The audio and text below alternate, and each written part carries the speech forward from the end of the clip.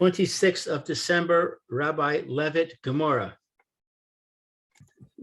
It's a crazy world, right? What?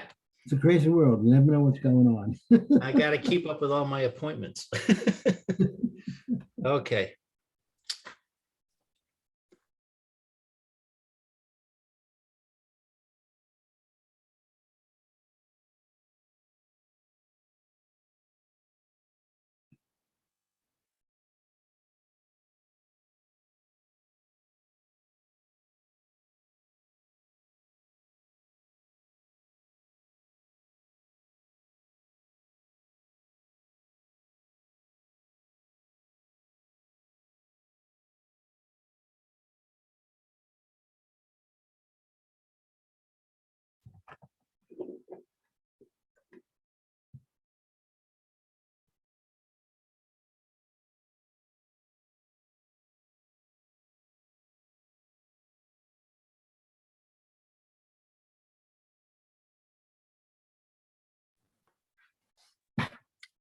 Okay, we are back. Back for round 2.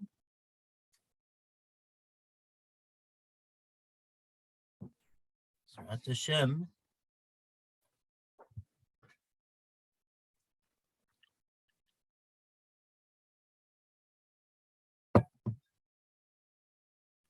Okay. Oh, comma.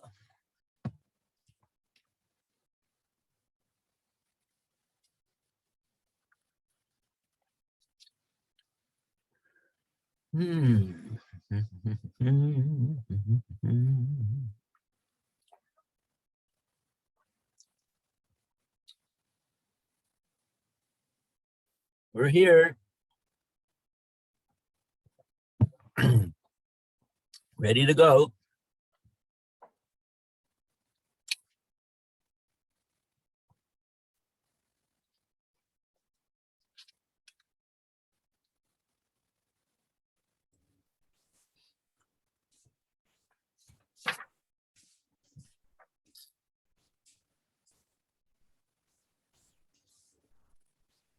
Well, okay.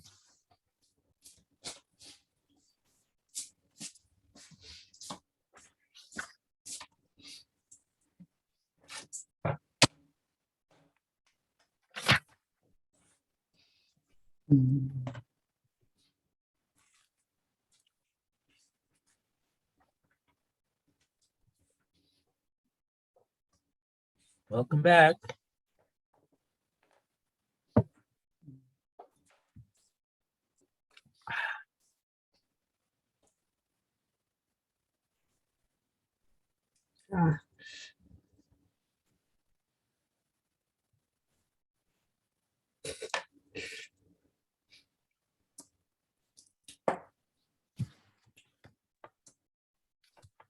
Rabbi, knew how to leave and go to a doctor's appointment.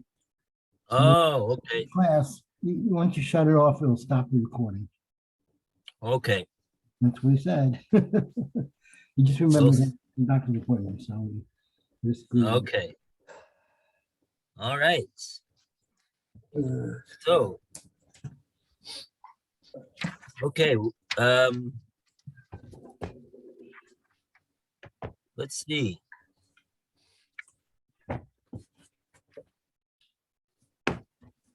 Where shall we go from today? I know where we should go from. We should go from that Tosfos. Go far, far away from it. Yeah, of course. Wow. That was a very difficult Tosfos. Yeah, I tried to write down everything you were saying. It was a bit difficult, but I've got this far. Wow. Look at that. That's quite amazing. But I have to confess, I really don't know if I've written the right things down or not. I really don't know. I'm not just saying that. I'm pretty sure that I haven't got everything quite right. But, Okay, that makes 2 of us. well, but if you're getting something wrong, that's fine. That's good wrong. If I get something wrong, it puts me completely off the track. Okay. So let's see here. I'm in the Gemorrah itself is a difficult Gemorrah too, not just the Tosfos. That's all right.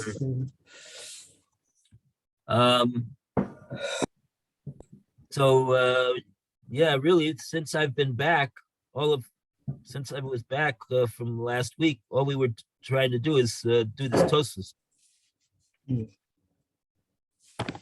So maybe we should do a little Gemorrah now. Okay. So the question is, Where were we? where should we start from?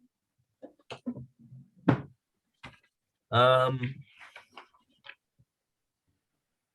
would like to start from the bottom of 88b. And the Gemorrah says, Elamai eno doima lemishnah seinu. Gemorrah's. This is Oh yeah, I got it. 1, 2, 3, 4 lines from the bottom over there. And this is going to start. And Which yeah, 88B? Which one? 88B3. 3? last page, I would imagine. Yeah. Yeah. B3, the last chapter, last paragraph on the Okay. right-hand side of the Another page. explanation of Shmuel's statement, right? Yeah. Yeah. Okay, so let's just recap what it was that Shmuel said, that we're trying to figure out what did he mean by what he said. Right. What did he say? He said that the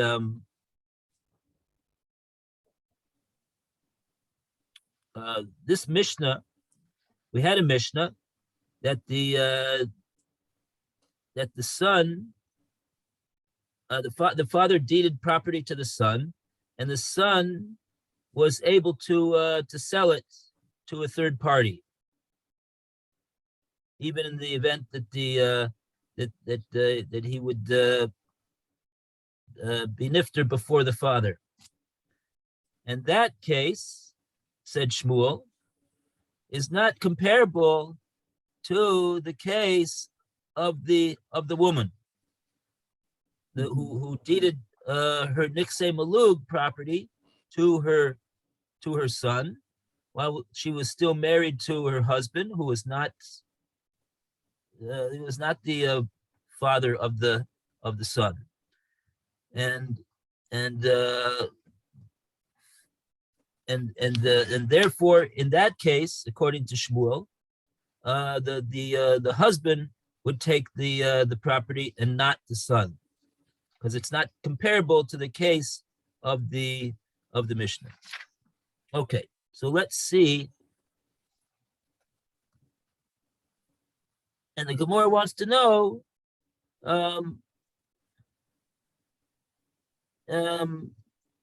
what did Shmuel mean by that? What did he mean by that? And we'll see we'll see how the Gemorrah takes it. Okay. So that gets us back into the Gemorrah. Okay, so okay, so got the place. We're up to Mishum Tekanas Usha. Tekanas Usha. My Eno Dome, Lemishna Seno, Mishum Tekanas Usha. That's where we're holding now. Okay, so who would like to read? Roy, would you like to read? All right. Ela me Eno Dome Doma La Mishnah Senu Mishum Tukana Usha. Rather, what is the meaning of this case is not analogous to our Mishnah because of the enactment of Usha. Dharma Rabbi Yossi Bar Hanina, for Yossi Bar Hanina said, Ba'usha,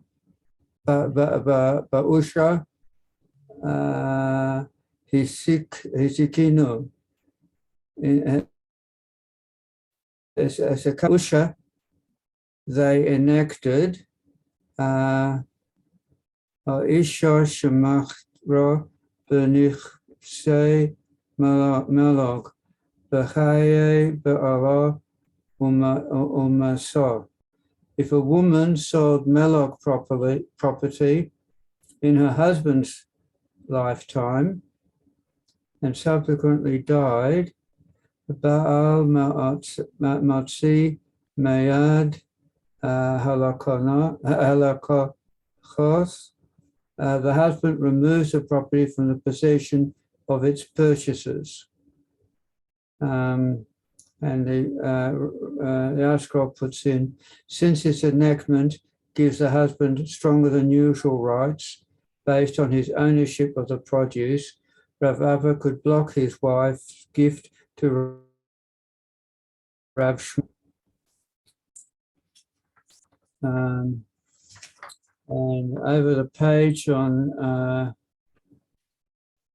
88b4, the Gemorrah supports this explanation. Umar Rav Idi Bar Ovin, Rav Idi Bar Ovin said, Af anaf nami tanina. We also learned of the enactment of Usha in a Baresa. Ba'idin anu ba'ish baluni begarash es ishto v'nosein kasuva so. If witnesses said, we testify about this and this person, that he divorced his wife and gave her kasuba. But for her, in 89a, for her he tov umushamash so, and in fact she's living with him and serving him. V'nitzu zomamin, and they were found to be zomamin. Ein omarim yishalmo kol kusuva. So we do not say that they should pay her entire kusuba. Will I go on, or have I gone too far? No, just the next, let's read the next 4 words. Ella. Ella tovas hanoas, the discounted amount of her kasuba. We do not say that they should pay her the entire kasuba, but rather the discounted amount. Okay, so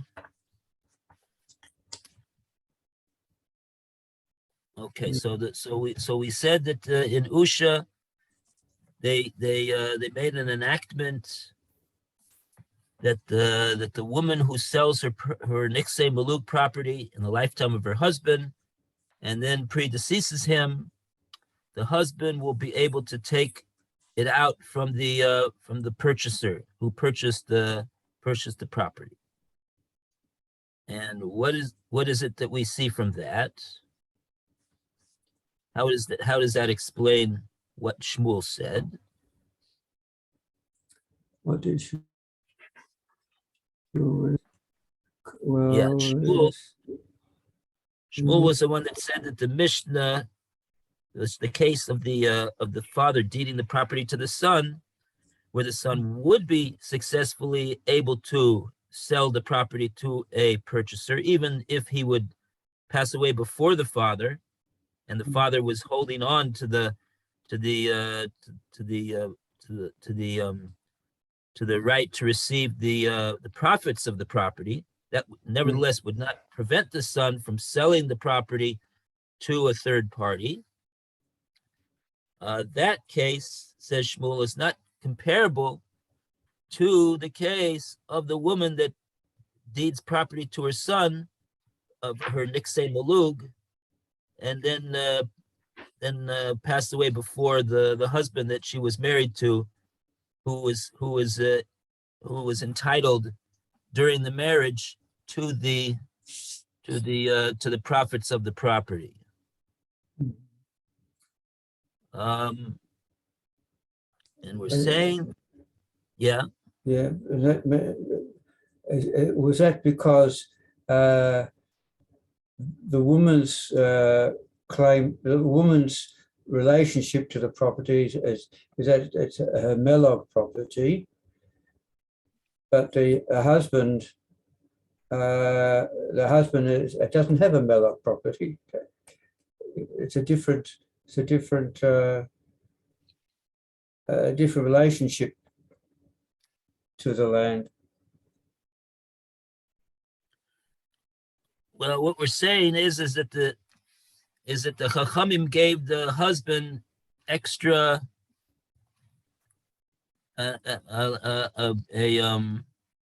extra rights, really more than the Torah gives him. Right. Yes. I remember that.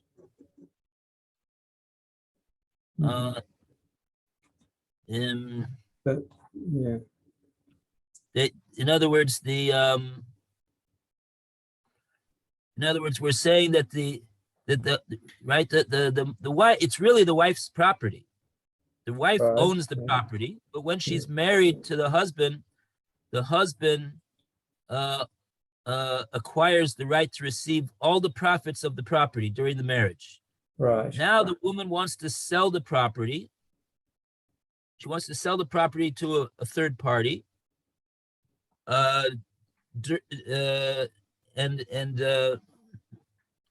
so if she passes away before the husband, they said in Usha that the husband will be able to take the property away from the purchaser that bought the property from the wife. Right. And this he apparently would not have been able to do according to Torah law. But the Chachamim in the place of Usha, they made this decree that the husband would be able to that he's, in other words, he's got first rights over here. They call him the Lokeach Rishon. Okay, so question: this Usha, what they said there, how effective is that outside of Usha? Usha is just one place, one. Yeah, but this is it's like saying well, the president made his law in Washington. Well, where does that apply? Only in Washington. Implies in the whole America, because he's the president. No. Right? In other words, we're not saying that Usha just happens to be. We're not saying that that the legislation was only for for people in Usha. It was the reason why they're mentioning Usha over here is that we should know when the legislation was made, because if we know what the history of Usha is, will we be able to know this was before that and that was before that, and like that. But it's it applies to all of us. Yeah. It's the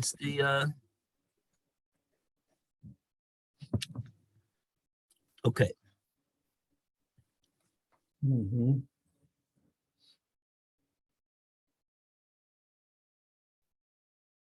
Yeah, I mean that's interesting. That's an interesting thing. This is the authority of the is this authority of the Chachamim. If there is a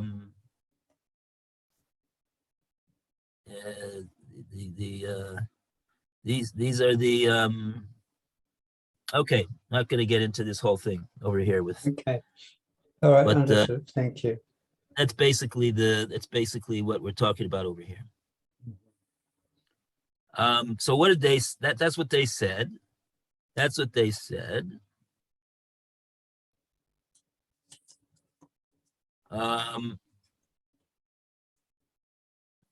And why did they do that? They did that so that the husband and the wife should be on. The husband should not bear any feelings of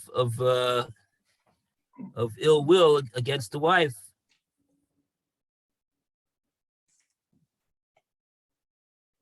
Because otherwise it's like she's selling the property away to avoid the husband getting it if she should predecease him. So in other words, even though according to Torah law, the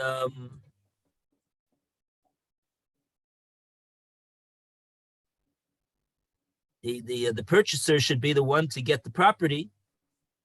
She sold it in her lifetime, and she has the power to do so.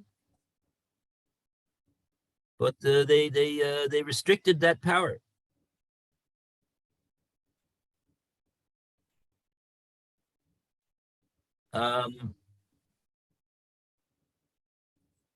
So if so, then what do we see?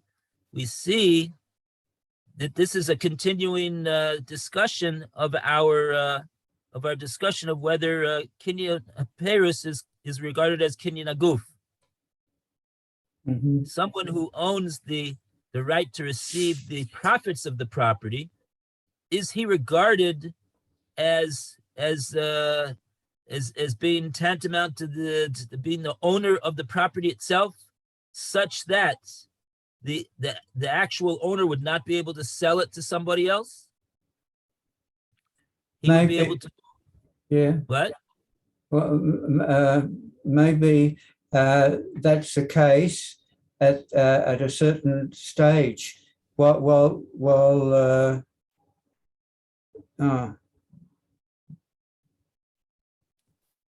was thinking that the wife could sell it, and all right. No, I was trying to say that if the wife could sell it, but at that stage that she sells it, he has no claim on it. But when she dies, if she dies before him, then he becomes the owner. But whilst they're both alive, she's got the rights over it. Yeah, that's what you're right. Very good. It does sound like that's what the Gemorrah is saying. It's saying the husband is able to take it out from the purchaser, meaning to say that the purchaser, even according to the enactment in Usha, did receive the property from the wife. He bought the property from the wife. It's just that if the wife predeceases, so we're not going to say that that the husband is going to be cut out as an inheritor. He's according to Torah law, he inherits the wife. And even though according to Torah law, the wife could prevent that inheritance by selling the property in her lifetime to a purchaser, but the enactment of Usha is saying that if she predeceases her husband, so then the husband is going to have the power based upon the enactment of Usha, to take the property away from the purchaser, just like he would be an inheritor. To be so to speak, to inherit the property, even though the wife had already sold it in her lifetime. But the ramifications of this, if this is what the enactment of Usha provided for, so what it sounds like is that otherwise the husband would not be able to take away that property, even though he had an interest, an interest in the property he was entitled to all the profits of the property. This is what he enjoyed during the marriage to his wife. He's entitled to all the profits of the property. Sorry, is this? What about when she sells it? Did he still get the rights of the produce?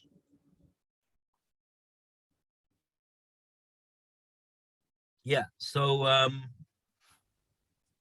that's a good question. The purchaser would know this. Would have to be told that, if it's so. Well, it seems as though, in other words, you're asking that when the wife sells the property, no, if the wife is selling the property during the marriage, I don't believe that she can deprive the husband of his rights to receive the profits of the property. Mm-hmm. That's the situation during the marriage. But in other words, though, according to Torah law, without the enactment of Usha, when the marriage is terminated, when the wife passes away, so then the husband loses his right to receive the profits to the property, and then the profits of the property should also go to the purchaser that the wife sold the property to. Mm-hmm. So he'd have 100%. He'd have 100% ownership. Yeah, that would be according to Torah law. And if that's and if we see that if we see that the fact that in Usha they made this enactment, it's an indication, I believe, that about what the halacha is in regard to kinyan haperes kinyan haguf.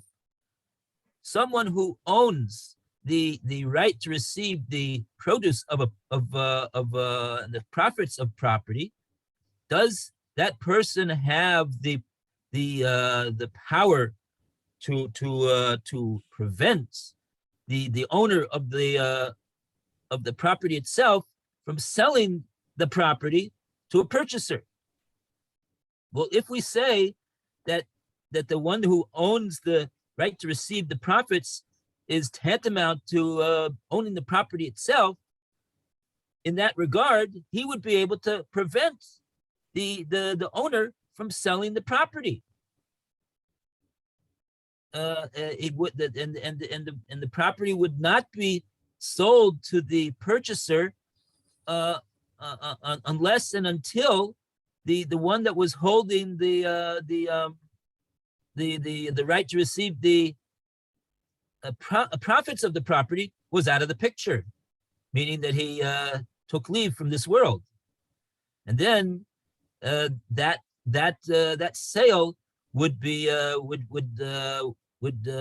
would transfer the body of the property as well as the profits of the property to the purchaser. But if the one who sold the property predeceased the one who had the the right to receive the profits of the property. So in that case, the purchaser would never get anything, because the whole time that that there's somebody there who's holding on to the profits of the property, he's able to prevent the sale from taking place. If we say that kinyan Paris is kinyan aguf. So what would happen if the purchaser who bought it from the wife planted a tree? Would the produce of that tree go to the husband, or because the purchaser planted it and it's his tree, that he gets the produce? The husband has a pre-existing right to receive all the profits that are generated by that property, no matter who instituted the profits. Yeah. So in other words, who owns the tree? The owner of the property owns the tree. The husband doesn't own the tree, but he owns the right to receive the fruit that the tree bears. So over here, if we see that Usha made this enactment, it is an indication and would seem to be a proof that that otherwise we would say that the husband his right to receive the produce is not tantamount to owning the property, and that therefore if the wife did sell the property to a purchaser, then even in the event that she would pass away before him, that purchaser's rights to the property are protected by the Torah, and that would and even if the wife passed away before the husband would not inherit the property. He would not inherit the property. The purchaser would get the property, and he would also get the peros, including the peros, because the husband only owns the peros during the duration of the marriage. Mm-hmm. So that when the wife passes away, that's the termination of the marriage, and now the husband has no right to receive the profits to the property. He's not inheriting the wife. The wife sold the property to a purchaser, and now the purchaser is going to be entitled to the peros of the property, and as well as the body of the property itself also. That would be according to Torah law. But and that would be because we would say kinyan Paris is lav kinyan aguf. The one that owns the right to receive the profits of the property is not regarded as the owner of the property, and he would not be able to prevent the owner of the property from selling it to a third party. But now that we've got Usha, so we say that, well, in the case of a husband and a wife, in the case of Niksei Malug, property is owned by the wife, and now she's bringing it into the marriage, and now the husband, because he's the husband, gets the right to receive the peros, the profits of the property. So in order to prevent any ill feelings that the husband would have against the wife, we say that the wife is not going to be able to cut him out and sell the property to a third party, and prevent the husband from inheriting his wife. Okay, that's what we said so far. Oh, and then you read after that, Roy. You read Amar Ravidi Bar Avin, Af Ananani Tanina. Okay, so what all of Reb Idi Baravin is saying is not only is it so that it is an enactment of Usha, but we have a brisa that says the same thing.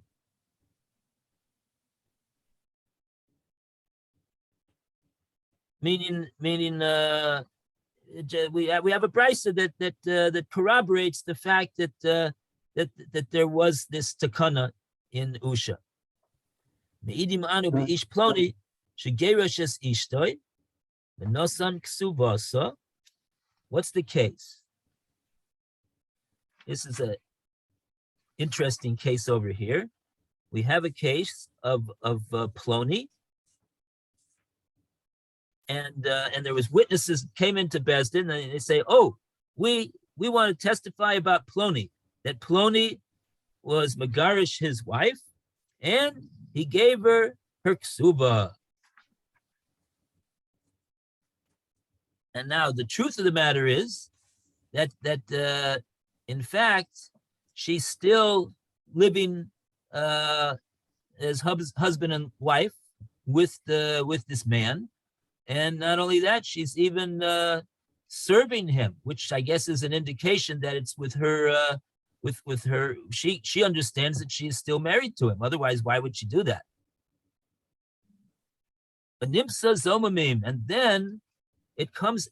Witnesses come afterwards, and they say these witnesses that said that Ploni divorced his wife and he gave her a ksuba, and they testified that they saw the divorce on Rosh Chodesh Shvat in Yerushalayim.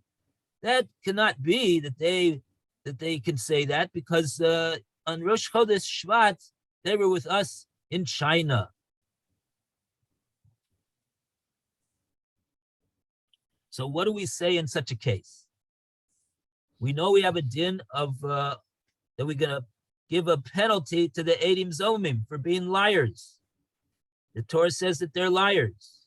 We believe the second group of witnesses that says that they were in China, and we therefore dismiss the first group as liars. So how are we gonna deal with them?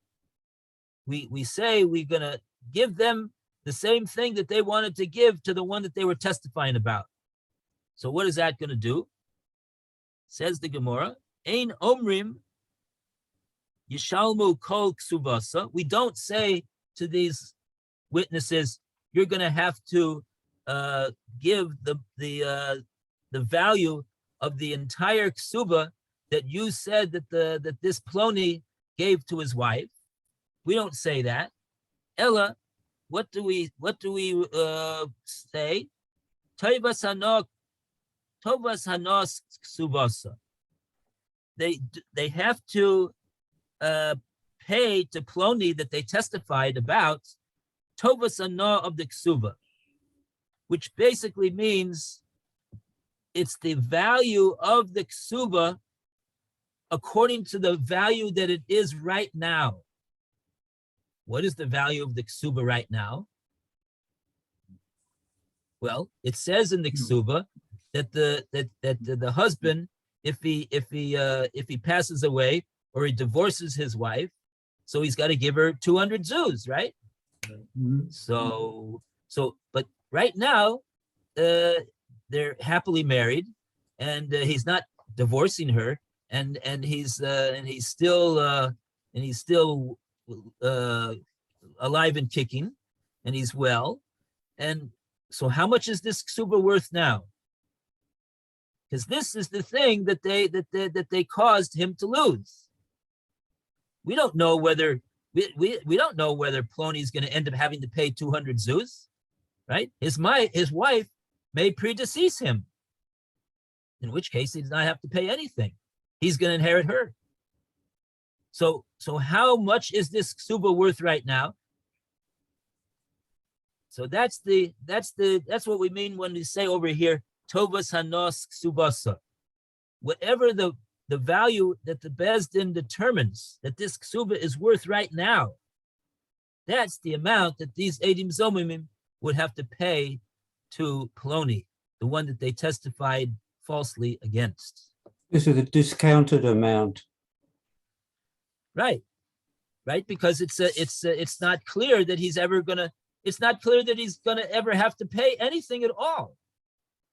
Right? It depends. If he passes away before her or he divorces her, then he'll have to pay 200. But if she passes away before him, then he doesn't have to pay anything. So how much is this ksuba worth right now? In other words, it's sort of like a gamble. If somebody would buy this ksuba from the wife right now, how much would they pay for it?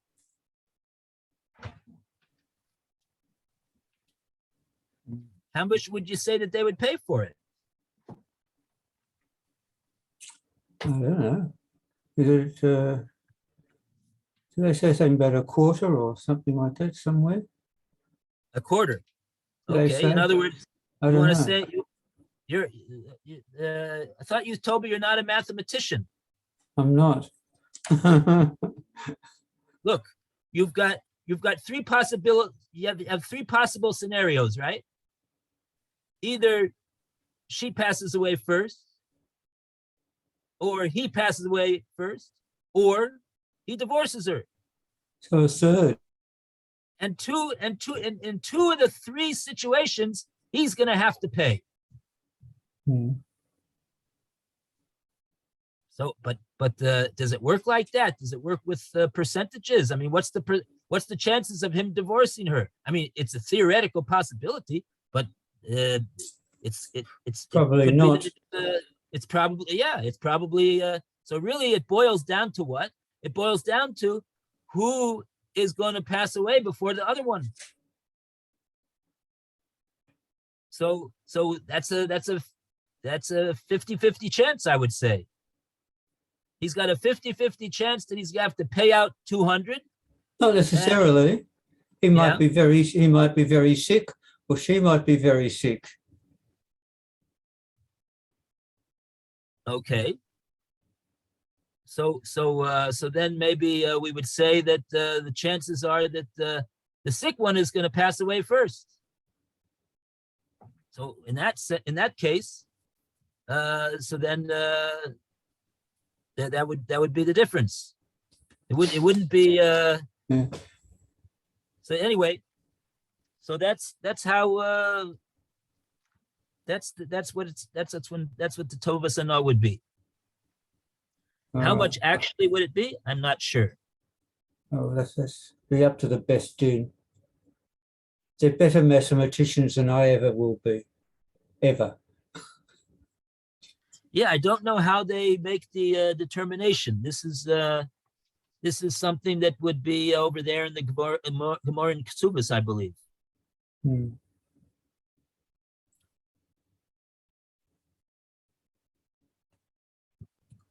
Why would the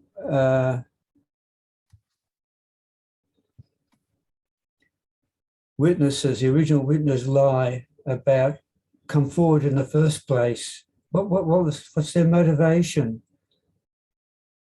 The first lot of witnesses, one who are lying about them breaking up. What Maybe would their one of them wants to motivation? marry her. Maybe one of them wants to marry her. But then why would the other one lie? I don't know. He's paying him off. Well, then she would be in it in that case.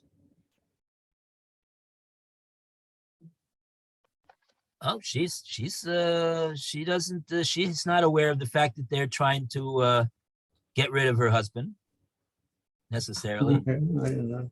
All right, but it's very strange to want to It's a strange someone case, you say. Strange case, very strange. we tell me you to buy someone else's ketuvah in the first place, and to involve yourself in this way in a second case as witnesses, as Zimmerman. Well, sometimes if the wife would need money, so she would be able to. She would. I mean, she might have a reason for that because of that. to sell off her ksuba. But of Mhm. course, whether it's permissible to do that, at least what we were learning until now, according to Reb Meir, he says that the husband is not allowed to live with his wife if she has no ksuba. Right. So, Right. so it's not really clear that she would be able to sell it. And that's part of the discussion over here. Mhm. But in this case, yeah, that's what the Bryce says. That's how we're gonna. That's what the Bryce says. We'll have to investigate it more. I see we're out of time right now. All right. Thank you. Yes, we are. Thank you. Okay, All right. Alan and Then. Joy, have a great day Yeah, today. You too. Thank you very much. Be well. You two be well in your family, and we'll see you. Hey, And Bezrat Hashem. Thank you. see you too, Alan. Okay, Regards to Joan. okay. Right, bye. Okay.